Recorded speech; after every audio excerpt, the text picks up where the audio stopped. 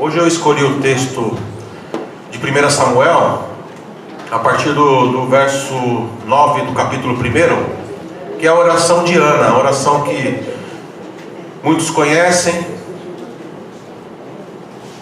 já ouviram palavras.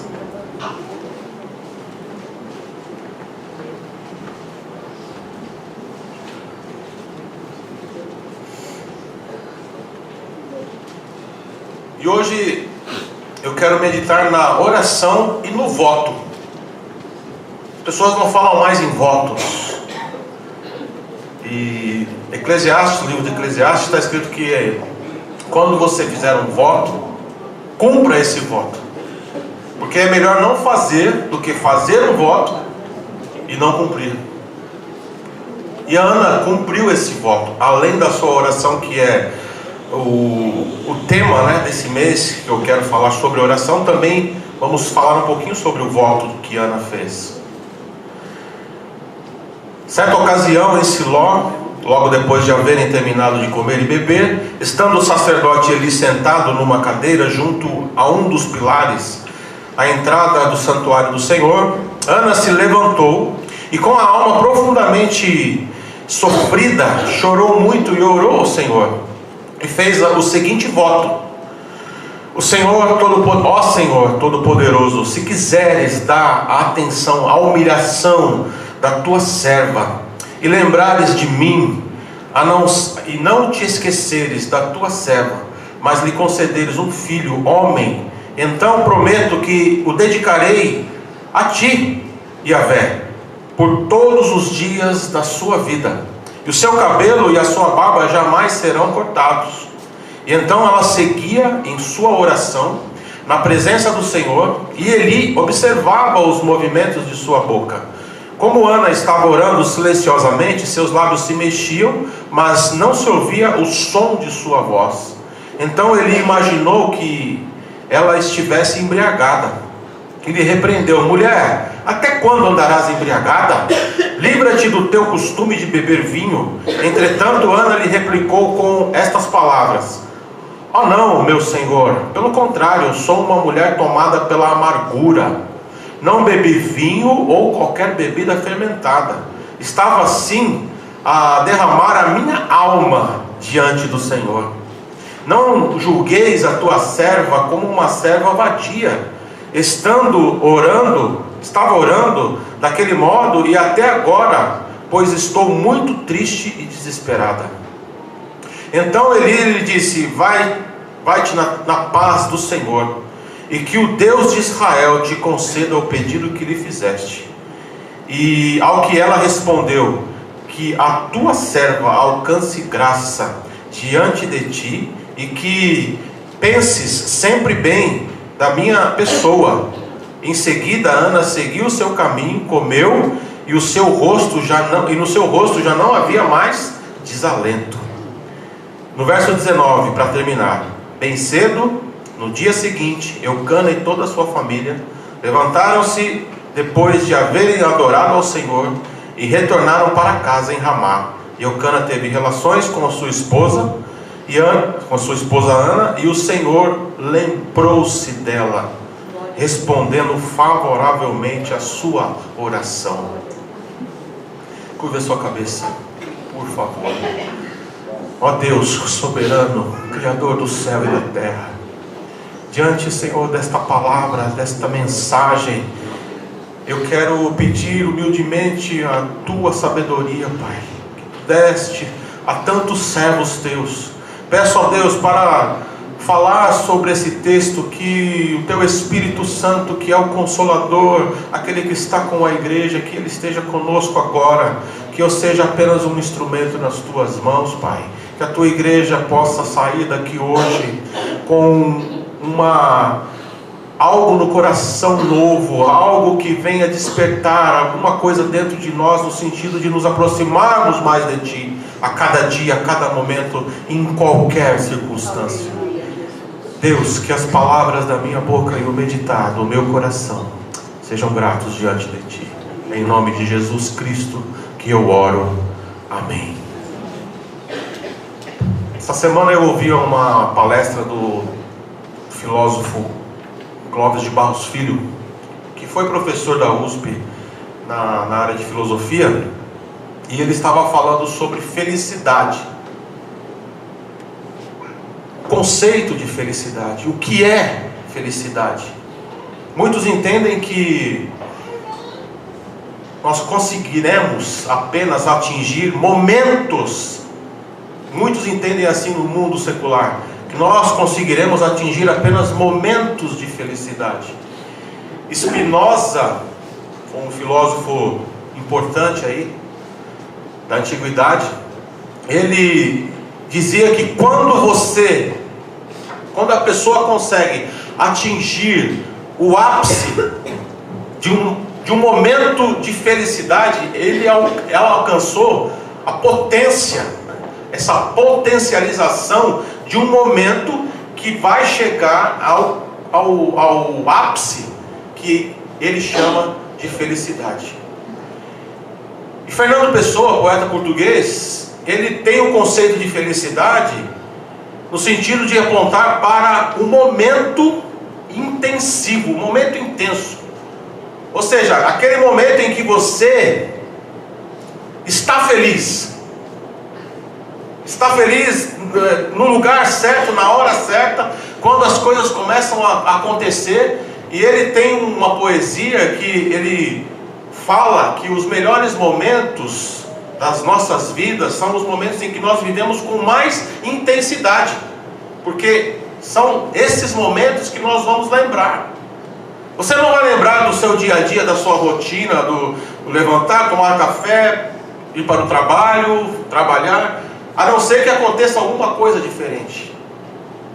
E no sentido da felicidade, de acontecer momentos felizes, aí nós lembraremos. E eu não sei com vocês, mas eu tenho uma facilidade muito grande de esquecer dos momentos tristes. Eu tenho essa facilidade. Eu não sei se isso é comum, porque eu sempre trago à minha memória os momentos em que uma oração foi respondida, um sonho que sonhara há tanto tempo, de repente esse sonho se realiza ou se realizou. Desses momentos eu lembro. Agora, dos momentos tristes, das angústias, das aflições, geralmente eu não consigo lembrar assim é claro que eu não vou lembrar com alegria, né? Mas isso praticamente é apagado, foi apagado da minha memória muitas situações em que eu me encontrei triste. Ontem a Lívia perguntou para mim assim: você já correu de um boi? Tem umas histórias, acho que ela sonha alguma coisa assim. Eu falei, já corri muito. Para quem conhece a minha história de vida, eu morei um tempo com meu pai e nós fomos morar numa fazenda em Minas Gerais. E eu estava ali com a minha madrasta e ela falou assim: olha, vai até a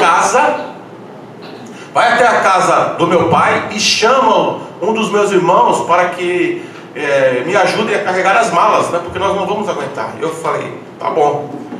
E eu já tinha ouvido falar, e isso foi uma brincadeira comigo, uma zoeira, né? O rapaz falou assim para mim: ó, quando você estiver de frente para um boi e ele correr atrás de você, ou uma boiada, você assovia. Aí eu, criança, né? Tá bom, fiquei com aquilo na cabeça. E, gente, eu tinha que atravessar o pasto. Então passei por debaixo do arame, entrei e fui. Quando de repente o boi, um preto mesmo, boi preto, nada contra, começou a me perseguir. E quando ele veio, os outros vieram.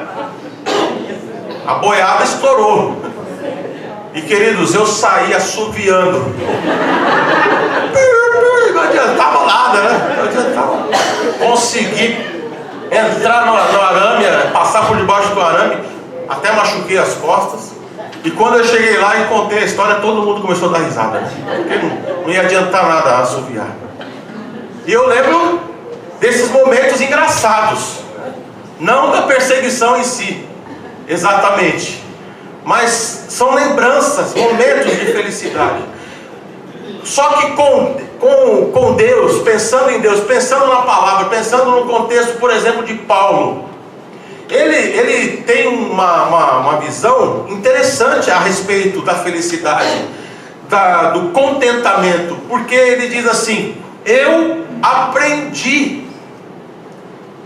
O que significa isso, irmãos? Que nós temos a possibilidade de aprender muitas coisas, inclusive a ser feliz, a buscar esse contentamento. Diferentemente de conceitos filosóficos, que a filosofia, geralmente, ela trabalha muito na contemplação, na amargura, na depressão. Muitos filósofos foram depressivos, muitos poetas foram depressivos, porque não conseguem se libertar do que é ruim, do que é mal. Eles não têm esse otimismo, esse entusiasmo, que é uma palavra que vem de uma raiz grega que significa ter Deus dentro de si. Entusiasmo. E aí nós caímos nessa sequência, e muitas pessoas, queridos, estão chegando a esse sentimento de depressão por causa de não conseguirem entenderem o conceito de felicidade na Bíblia. Em uma outra oportunidade, no domingo passado, eu falei que Jesus, ele disse que é feliz.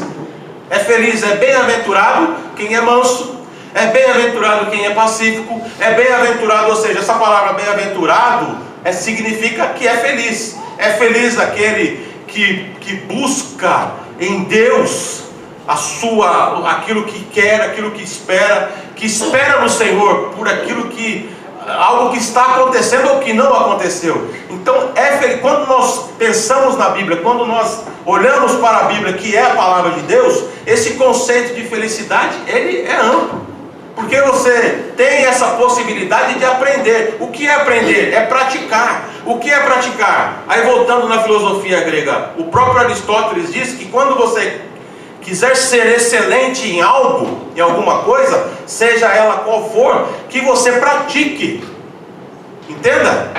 Entendamos isso. Temos que praticar. Você quer ser excelente na palavra? Leia a palavra, estude a palavra. Você quer ser excelente no seu trabalho? Se você é um engenheiro, se você é um mecânico, se você é um carpinteiro, seja lá qual for a sua profissão, se você quiser ser excelente na sua profissão, então pratique, estude, faça sempre o melhor, dê o seu melhor, porque há essa possibilidade.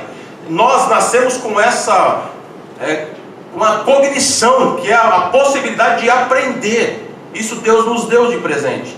E quando nós pensamos em felicidade, eu escolhi aqui um texto em que a o personagem central aqui do nosso texto é essa mulher, a Ana, e ela estava num momento de tristeza. De tristeza. Para quem conhece aqui o contexto da história de Israel, eles estavam num período pouco depois do período dos juízes, período em que eles não tinham reis. Josué entra com o povo na terra prometida, e ali ele distribui, junto com outros homens, são distribuídas as partes, as terras para as tribos. Porém, eles não tinham nenhum rei até aquele momento, até Saul. Eles não tinham rei, e de repente eles eram liderados por juízes. E vocês sabem bem que, já falamos aqui várias vezes, essa oscilação espiritual de Israel, na minha opinião, e a idolatria, que eles, até esse momento, eles tinham uma questão com a idolatria muito forte. E são fatores, queridos, que impulsionavam Israel para baixo espiritualmente, para a tristeza, porque esse afastamento de Deus é algo impressionante. Billy Graham chegou a dizer: todas as vezes que você quiser navegar para longe de Deus, o diabo tem sempre um barco preparado para você entrar nele. Esse afastamento que muitas pessoas, como aconteceu com o povo de Israel, nós sempre apontamos, né? Israel, mas como vejo isso acontecendo na igreja, não com as devidas, não com essa proporção, mas um esfriamento, um afastamento, algo que como eu posso dizer, ontem nós tivemos aqui um evento, não estou fazendo uma crítica, só uma observação, mas estava mais cheio, a igreja, né, estava mais cheia do que de costume. Por quê? Porque nós tínhamos um evento ontem, uma sopa. Não estou querendo dizer que é para você vir ou não vir por causa de evento. Nós temos que vir à igreja por causa do Senhor, para adorá-lo, para engrandecer o nome dele, para cantar louvores ao nosso Deus, para engrandecê-lo sempre em adoração. E esse contexto de esfriamento, de esvaziamento de sentimentos espirituais que muitas pessoas estão passando é algo notável. Eu noto isso com os meus olhos, mas não quero entrar aqui nesse contexto. Vamos falar de Ana aqui e do contexto de Israel. E eles estavam vivendo um contexto dos juízes ainda, porque Samuel, ele foi um juiz, ele foi um sacerdote e ele foi um profeta. E aqui o contexto é do nascimento. Ela estava pedindo pelo nascimento de Samuel. Siló era a cidade que ficava perto de Belém, e a arca estava lá. Então, como a arca estava em Siló, o tabernáculo, ou seja, a igreja dos judeus, estava lá em Siló, a principal, a matriz, vamos colocar assim, estava em Siló. E ali tinham os sacerdotes, tinha o sacerdote Eli, seus filhos que trabalhavam ali como sacerdote com ele, e o povo ia até Siló para adorar. E agora pensando em Ana, queridos, pensando em Ana, nós falamos um pouquinho das circunstâncias. Pensando em Ana, a atitude de Ana, por que ela estava tão triste? Vocês já sabem muito bem, aqueles que já leram esse texto. Ela estava triste por causa de uma ofensa, ou de ofensas, ou de um desdém da sua concorrente, vamos dizer assim. E aqui está o primeiro erro. Aqui está o primeiro erro. Porque no contexto da história de Israel, em vários momentos, nós percebemos que os homens tinham mais de uma mulher. Davi, por exemplo, foi um entre outros. E aqui está o problema. Por quê? Não é que Deus havia permitido, não havia essa permissão. Eles estavam fazendo e fizeram dessa forma, indo de contrário à ordem de Deus, porque lá no livro de Gênesis, e o próprio Cristo fala sobre isso, quando vai falar sobre casamento, adultério, quando vai falar sobre separação, ele toca nesse tema. Não era a vontade de Deus que Eucana, no caso aqui, tivesse duas esposas. Não foi. Deus não se agradou porque Jacó teve duas esposas. As circunstâncias, elas fizeram com que esse momento, o momento de Jacó e o momento aqui de Eucana, Ana e a sua concorrente aqui, chegasse a esse ponto. Mas isso aqui não era a vontade de Deus. Então está aqui um problema. O primeiro problema está aqui: a poligamia, o adultério. Não posso dizer aqui nesse momento, mas é um outro problema em relação ao casamento. Então, como nós temos casamentos que vão acontecer aqui, prestem atenção, os casais. Sabe por que eu digo isso? A principal causa de separação, eu posso dizer isso com toda certeza, é a traição. Por isso que Jesus foi tão duro quando ele foi falar sobre adultério. O que era adultério para Jesus, quando ele ressignificou a lei? Adultério para Jesus estava somente na intenção do coração. Por isso que eu estou falando aqui em aprender. O que é que nós temos que fazer? Aprender a dominar os nossos sentimentos. Aprender a olhar com o olhar de Cristo. Ter a mente de Cristo. Amar como Ele amou. Andou como Ele andou. Nós cantamos no hino que fala assim: a traição, ou seja, o adultério, é a principal causa das separações. Porque onde que ele nasce? ele nasce no coração. Nasce no coração, ou seja, é na alma, é no âmago da nossa alma, é onde os sentimentos estão ali, borbulhando. Eu digo isso, queridos, porque nós somos tentados o tempo todo, não somente os homens.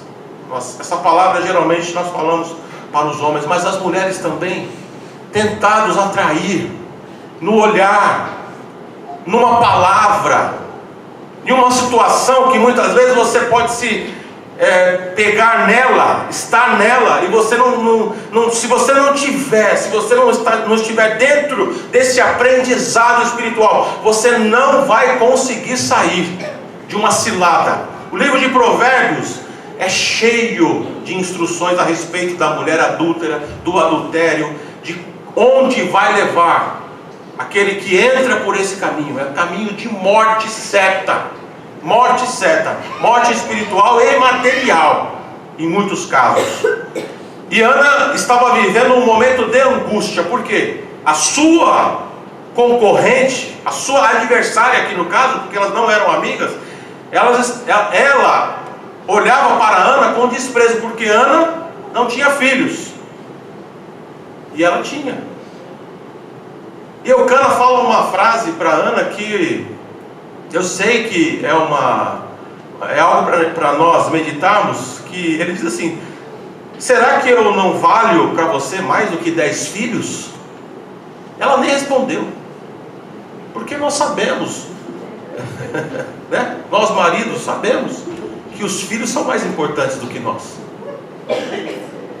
São ou não são? Mas não deveriam ser. Deveríamos estar no mesmo patamar, mas é uma realidade. A maioria das mulheres pergunta para a Teca se ela tiver um pedaço de pão e o Joaquim estiver passando fome e o seu esposo digníssimo estiver também, quem é que ela vai alimentar? Estou colocando aqui no absurdo do absurdo. Mas há essa preferência sim.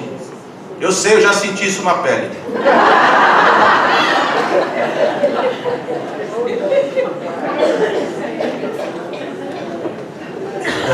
Mas certo aí, né?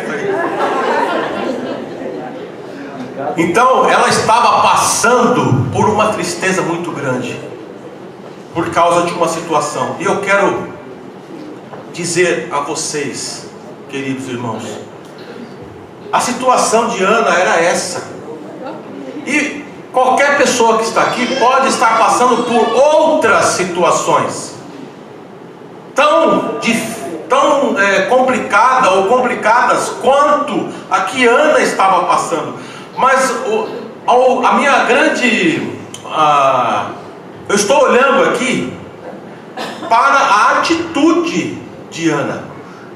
Para a atitude, o texto não relata que ela ficava guerreando. O texto não relata isso. O texto não relata que ela ficava murmurando, respondendo, como Provérbios capítulo 15, no verso 1 diz que a resposta branda, ela desvia o furor. Isso é um ensinamento para nós, porque a partir do momento que você começa a responder de uma forma brusca, de uma forma assim dura, você vai causar problemas. E o que o texto está nos mostrando aqui é que ela, pelo que nós estamos lendo, ela tinha uma personalidade tranquila, era uma pessoa mansa. E ela fez algo aqui, queridos, que não era costume fazer. Porque quando nós olhamos para o Novo Testamento, o costume dos judeus, que ela era mulher, já tinha todo aquele contexto de discriminação nesse momento, e talvez ela não poderia nem estar ali. Não li nada sobre isso, mas os homens eram chamados a ir a Siló, assim como no tempo em que o templo estava erguido, os homens eram chamados para participarem das festas, as mulheres ficavam de fora. Eram os homens que entravam no templo, eram os homens que entravam no tabernáculo, tudo era com os homens. E de repente ela estava aqui, no tabernáculo, ainda que seja um tabernáculo menor, mais simples, mas ela estava lá. E uma outra questão, eles oravam em voz alta. Ninguém tinha o hábito de orar como ela estava orando, principalmente no tabernáculo. Então ela quebrou aqui já vários paradigmas, na mansidão, na sabedoria, na graça. Essa mulher, ela foi com jeito, quebrando muitas questões aqui, que nós pensamos e olhamos para os dias de hoje, pensando nas mulheres, muitas mulheres querem ganhar, falar, fazer, mostrar, tudo protestando, gritando, confrontando. E o que Ana fez? Ela fez o que nós deveríamos fazer sempre. Sempre que você estiver passando por uma dificuldade, que para você é muito grande, é impossível de se alcançar aquilo que precisa ser alcançado, a solução. Todas as vezes que você estiver passando por uma angústia, todas as vezes que você estiver sendo afrontado, essa palavra agora é para todos. Todas as vezes que você estiver passando por um vale, todas as vezes que você estiver passando por uma situação em que você não está vendo a solução, não tem como, isso daqui para ela era impossível. Foi um tempo, queridos, que durou muito. Foram muitos anos. Você percebe pelo texto, todos os anos eles subiam, e todos os anos Ana estava ali naquela mesma situação de esterilidade. Agora, algo que está aqui, e nós falamos isso sempre, queridos, a oração é o segredo. Não adianta você protestar, não adianta você fazer greve, não adianta, pastor, então quer dizer que eu vou viver orando? Sim, em espírito e em verdade, como Jesus nos ensinou. Mas o movimento, o meu povo, a minha turma, estão fazendo isso, estão cheios de o meu partido. Queridos, é na oração. Nós temos que ter essa consciência que nós só conseguiremos algo se nós tivermos uma vida de oração na presença de Deus. Não adianta qualquer protesto. Israel sempre, falando enquanto nação, sempre errou, porque muitas vezes eles foram derrotados. Por quê? Porque a vida não estava no altar, a vida não estava na oração. Muitas vezes muitos cristãos foram derrotados. Por quê? Porque não pediram a orientação do Senhor, porque não estavam com as suas vidas no altar, não estavam em oração. A oração, ela tem que ser algo que seja inerente a nós, tem que morar dentro de nós. Tudo que você fizer, quer comais, quer bebais, quer fazer qualquer outra coisa, faça como se você estivesse fazendo para Deus. E como é que você faz isso? Em espírito. Senhor, eu tenho que resolver tal coisa, eu não sei como isso pode ser resolvido, mas o Senhor sabe. Ora e aguarda o tempo determinado pelo Senhor.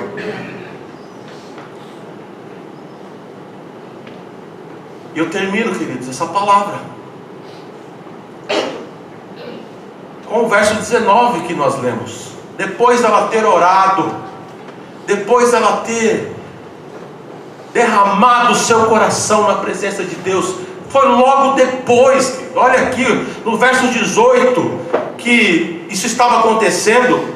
Ana seguiu o seu caminho, comeu, e depois da oração, o seu rosto já não havia mais o desalento. E aí o que aconteceu no verso 19? Bem cedo, no dia seguinte,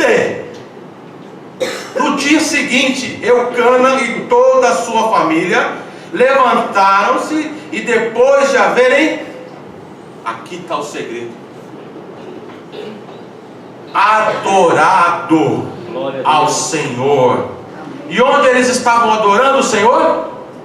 No tabernáculo em Siló, com a igreja de Israel, a congregação de Israel. Depois que Ana orou daquele jeito, no outro dia eles voltaram, assim como nós estamos aqui, bem cedo, ao tabernáculo. Depois eles se levantaram, depois de haverem adorado ao Senhor, retornaram para casa lá em Ramá. E Eucana olhou para Ana naquele dia diferente. Por quê? Por causa da oração. Você acredita que o teu olhar em relação a uma situação ou a uma pessoa pode mudar? Aquela situação que você enxergava aqui era impossível. De repente os teus olhos, assim como os olhos de Eucana, ele provavelmente já havia tido relações com a sua mulher várias vezes, mas naquele dia eu tenho certeza que ele olhou para Ana com o olhar do Senhor, um olhar de amor, um olhar de graça.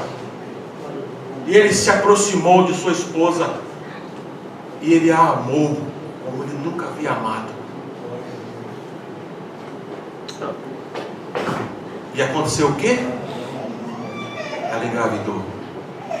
A promessa, a resposta de oração, queridos. A resposta de oração. Eu falei de felicidade no início. Por quê? Para que nós entendêssemos a partir desse texto que a felicidade para o cristão, ela se encontra em Deus. Ela se encontra em Deus na oração sincera e no voto. No voto. Alguns meses atrás, o sobrinho da Esther, que é meu sobrinho por consequência, filho do Alexandre, ele esteve aqui nesse altar. Ele é membro da igreja da Candelária aqui na Vila Maria, membro da igreja da Candelária.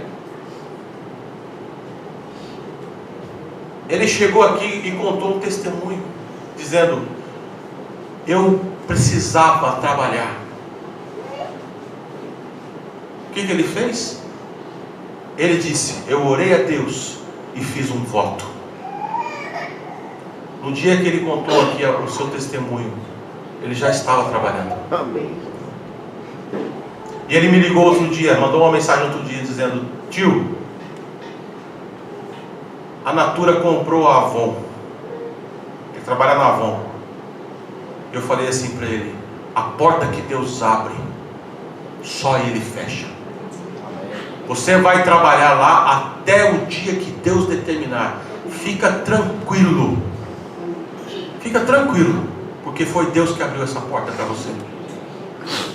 Ele agradeceu. E como Deus tem usado a vida daquele moço, irmãos. Várias vezes ele me liga: olha tio, eu preciso falar com os jovens da igreja.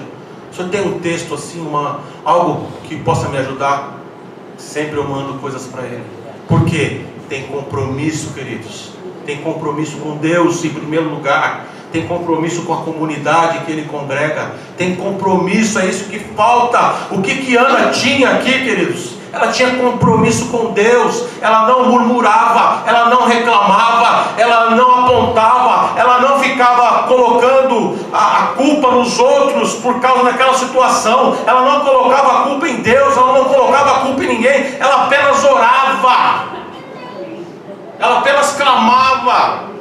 Talvez a resposta até demorou um pouco, mas a resposta veio.